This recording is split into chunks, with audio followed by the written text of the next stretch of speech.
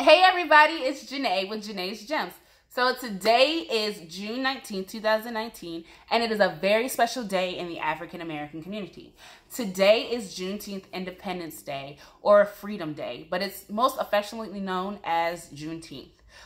It's a holiday celebrated largely by African Americans. The reason for the holiday is because on June 19th, 1865, that was the day that the news came that the enslaved persons were free. So 2.5 years after the Declaration of Independence was signed, the slaves in Texas were now known that they were free. They didn't know that at first. The news didn't travel to them until June 19th, 1865. So it was for this very reason that many African American families don't celebrate July 4th as Independence Day. They observe it because, I mean, who doesn't want a free day off? But they don't celebrate it as their Independence Day because June 19th is, in their heart, their Independence Day. So many of the slaves, upon hearing the news, left the plantation so quick that they didn't give slave masters chances to even process what was happening, let alone giving them enough time to think about how they would work out the situation of their new employer-employee relationship. Some slave masters were prepared and they had job offers, but a lot of the slaves weren't interested. They had the mindset that they didn't see themselves as free until they were off of their plantation. So that makes sense. It makes perfect sense to me because you can't grow and flourish in the same environment in which got you sick, right?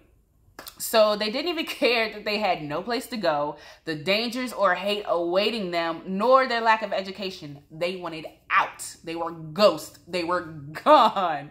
So when Juneteenth celebrations began, it was, of course, to celebrate the newfound freedom, but they used the celebration to reassure each other of better days, to pay respects to their ancestors, to pray with and for each other, and to gather their remaining family members. Now, you also have to remember that slave members were traded to different plantations and different slave masters.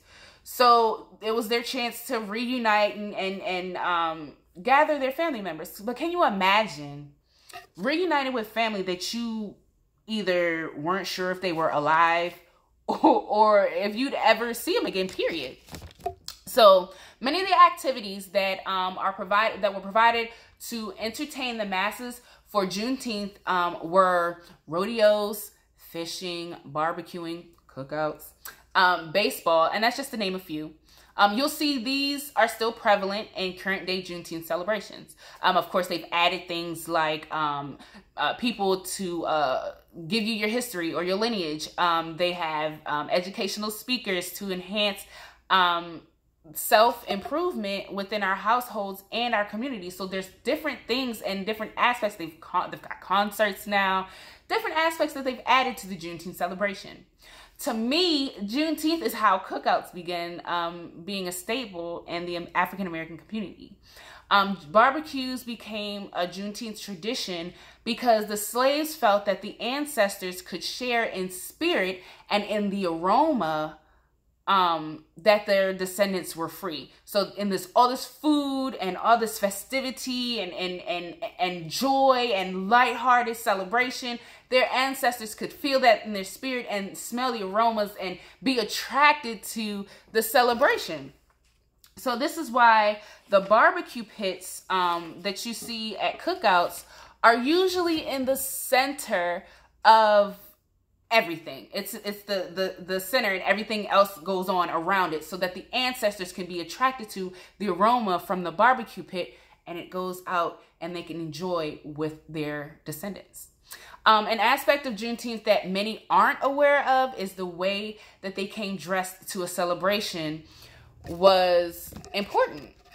During the slave times, there were laws prohibiting